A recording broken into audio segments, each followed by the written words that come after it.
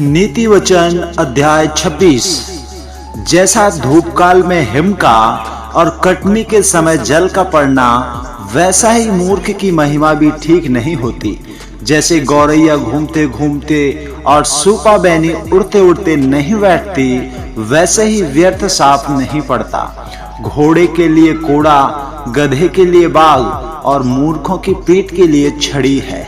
मूर्ख को उसकी मूर्खता के अनुसार उत्तर ना देना, ऐसा ना हो कि तुम भी उसके तुल्य ठहरे। मूर्ख को उसकी मूढ़ता के अनुसार उत्तर ना देना, ऐसा ना हो कि वह अपने लेखे बुद्धिमान ठहरे। जो मूर्ख के हाथ से संदेश भेजता है, वह मानो अपने पाँव में कुल्हाड़ा मारता और विष पीता है। जैसे लंगड़े के पांव लड़खड़ाते हैं, वैसे ही मूर्ख के मुंह में नीति वचन होता है। जैसे पत्थरों के ढेर में मड़ियों की थैली, वैसे ही मूर्ख को महिमा देनी होती है।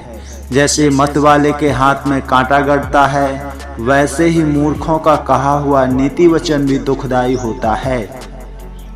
जैसा कोई तीरंदाज जो अकारण सबको मारता हो, वैसा ही मूर्ख व बटोहियों का मजदूरों में भी लगाने वाला भी होता है। जैसा कुत्ता अपनी छांट को चाटता है, वैसे ही मूर्ख अपनी मूर्खता को दोहराता है। यदि तू ऐसे मनुष्य देखे जो अपनी दृष्टि में बुद्धिमान बनता हो, तो उससे अधिक आशा मूर्ख ही से है।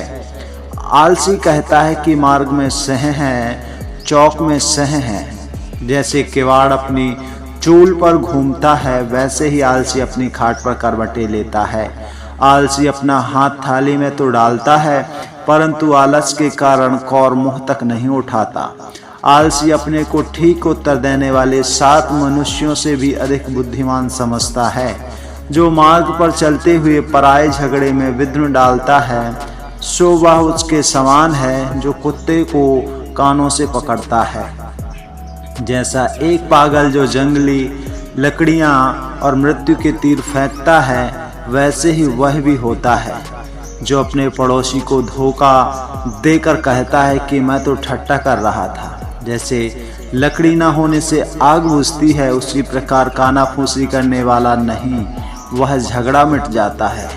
जैसा अंगारों में कोयला और आग में लकड़ी होती है, वैसे ही झगड़े के बढ़ने के लिए झगड़ालू होते हैं। कानाफूसी करने वाले के वचन स्वादिष्ट भोजन के समान भीतर उतर जाते हैं। जैसा कोई चांदी का पानी चढ़ाए हुए मिट्टी का बर्तन हो, वैसा ही बुरे मन वाले के प्रेम भरे वचन भी होते हैं। जो बैरी बात से तो अपने आप को भोला बनाता है, परंतु अपने भीतर छल रखता है। उसकी मीठी मीठी बातें प्रतीति न करना, क्योंकि उसके मन में 7 घिनौनी वस्तुएं रहती हैं। चाहे उसका वैर छल के कारण छिप भी जाए, तो भी उसकी बुराई सभा के बीच प्रकट हो जाएगी। जो गड्ढा खोदे वह उसी में गिरेगा, और जो पत्थर लुढ़काए वह उलट कर उसी पर लुढ़क आएगा। जिसने किसी को झूठी बातों से घायल किया हो, वह उससे भी बैर रखता है, और चिकनी चुपड़ी बातें बोलने वाला विनाश का कारण होता है।